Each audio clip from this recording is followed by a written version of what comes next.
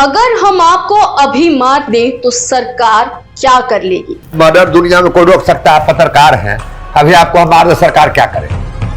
ये शब्द बिहार के एक बाहुबली नेता के हैं जो उन्होंने एक पत्रकार को इंटरव्यू के दौरान कहे थे। सोशल मीडिया पर किसी बॉलीवुड एक्ट्रेस से ज्यादा इनकी रीलें वायरल होती हैं। फिर भी आप ऐसे ही एकदम बैठे हुए हैं, कोई रूम में घुस जा रहा है तो छापा पर चढ़ के बैठल रहे हैं। दुश्मन कभी भी कहीं आ सकता है आ सकता है, कहिए ना, धरती तर चल जाए।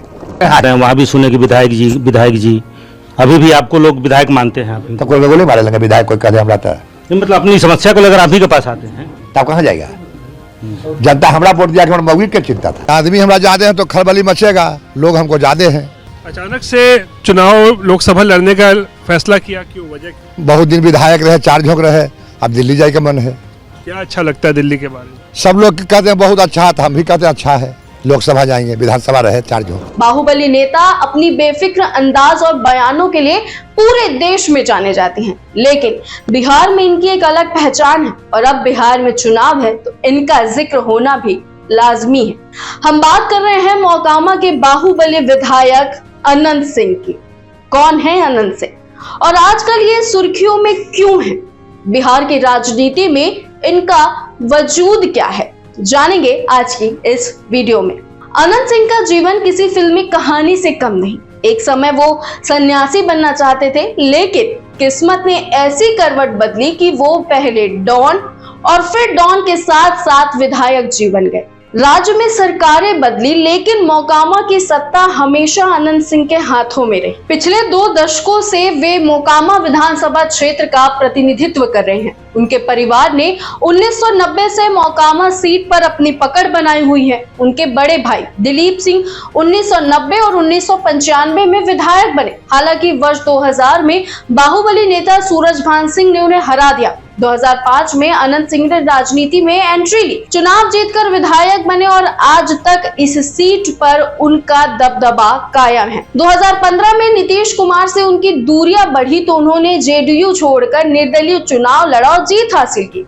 2020 के चुनाव से पहले वे आरजेडी में शामिल हुए और जेल में रहकर चुनाव लड़े और जीत भी दर्ज की, लेकिन 2022 में अवैध हथियार रखने के मामले में दोषी ठहराए जाने के बाद उनकी विधायकी चली गई, लेकिन उन्होंने मोकामा की गद्दी नहीं छोड़ी। उपचुनाव में अनंत सिंह ने अपनी पत्नी नीलम देवी को चुनावी मैदान में उतारा और उन्हें जीत भी हासिल हुई। एक बार फिर अनंत सिंह ही मोकामा के बादशाह बने। जनवरी 2025 में स्थानीय बदमाश सोनू मोनू के गुट से उनका सामना हो गया। 60 से 70 राउंड गोलियां चली, जिसमें कई लोग घायल हुए। अनंत सिंह पर हत्या की कोशिश की धाराओं में केस दर्ज हुआ। 24 जनवरी को उन्होंने बाढ़ सिविल कोर्ट में सरेंडर कर दिया। उन्हें 14 दिन की न्यायिक हिरासत में बेउर जेल भेज दिया गया। फरवरी में कोर्ट ने अनंत सिंह की जमानत याचिका खारिज कर दी। अगस्त 2025 में पटना हाई कोर्ट ने उनकी बेल की अर्जी स्वीकार कर ली। जेल से बाहर आते ही अनंत सिंह ने बाढ़ में रोड शो किया। इसमें सीएम नीतीश कुमार के करीबी व केंद्रीय मंत्री ललन सिंह भी शामिल हुए। इस काफिले में 100 से ज्यादा गाड़ियां थी, लेकिन विवादों ने अनंत सिंह का पीछा नहीं छोड़ा और 30 अक्टूबर 2025 को मोकामा में चुनाव प्रचार के दौरान हुई गोलीबारी में दुलार चंद यादव की हत्या कर दी गई। इस घटना में उनके गुट और प्रतिद्वंदी समर्थकों के बीच भारी झड़प हुई, जिसमें कई लोग घायल भी हुए। पुलिस ने जांच में पाया कि यह घटना अनंत सिंह की मौजूदगी में हुई और वो इसके मुख्य आरोपी हैं।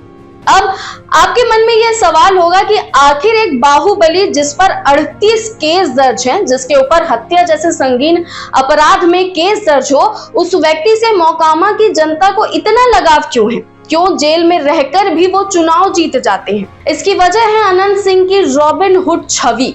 वो कभी साड़ियां बांटते हैं तो कभी जरूरतमंदों के लिए भोज का आयोजन करते हैं।